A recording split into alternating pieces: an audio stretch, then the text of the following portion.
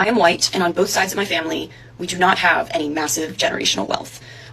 My mom's father is the only one of my 4 grandparents who we got any sort of generational wealth inherited from.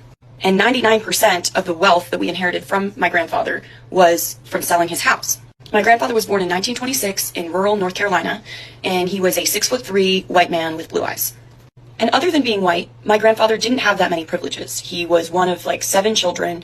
His mom didn't even get to high school level education, and his dad never went to college.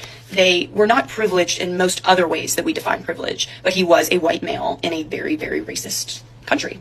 What his whiteness allowed him to do was work his way through college. At the time, there were colleges that weren't accepting black people, and he was accepted to college as long as he could pay for it. And he ended up getting a law degree and becoming very successful, and again, never hoarded any significant wealth, but bought a house outside of Washington, D.C. in the 50s in a neighborhood that was redlined.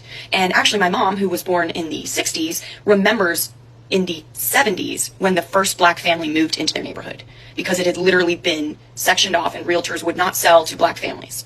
And my mom, who is 58 years old, went to a year of segregated school. So for all of you saying, it was so long ago, everyone has equal rights now, get over it. My mom remembers when the first black student joined her class in the 70s in Alexandria, Virginia. In 2015, my grandfather died, and we sold his house that he bought for around $100,000 in the 50s, and we sold it for $1 million. That money was divided among his children, and my family was able to get out of a lot of debt, and it completely reset my ability to go to private versus public school, my ability to afford tutors, my ability to become the educated person that I am. And it was all really because I have a white grandfather. Let me finish. Had my grandfather been black and had all of the other skills and background that he had, he couldn't have gone to the schools that he went to, he wouldn't have been hired in the jobs that he was, and he couldn't have bought the house that he did, that, 65 years later, put his family out of debt.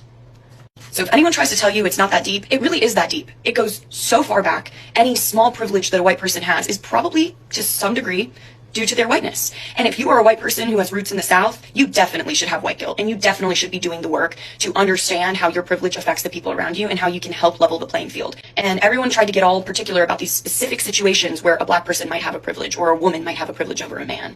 Those are isolated situations you're bringing up. We're talking about large-scale, mass, systematic issues. Now, yeah, legally, black people and white people should have the same exact rights and privileges. But they're playing catch up, because if my family, like I said, had been black, we would never have gotten out of debt in 2015. I would never have been able to afford the school that I went to and live the lifestyle that I'm living right now. When people say slavery and Jim Crow was so long ago, it really wasn't.